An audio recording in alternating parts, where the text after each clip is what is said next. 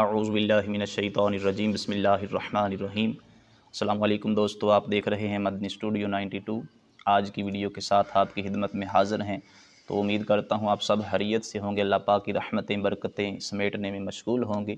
तो जैसा कि आप सब जानते हैं कि मौसम जो है वो चेंज हो रहा है, मौसम तब्दील हो रहा है, सर्दी जा रही है, गर्मी आ रही है। तो इस मौसम में अक्सर दोस्तों को, बुज़ुर्गों को जो है वो हैज़ा हो जाता है, यानी वो कै आना शुरू हो जाती है या पेट ख़राब हो जाता है। तो उनसे गुज़ारिश है कि मैं जो वज़ीफ़ा बताने लगा हूँ, इस वज़ीफ़े पे अमल करें और इसकी बरकत से इंशाअल्लाह ताला आप हैज़े जैसी वबाई मरज़ से महफूज़ रहेंगे।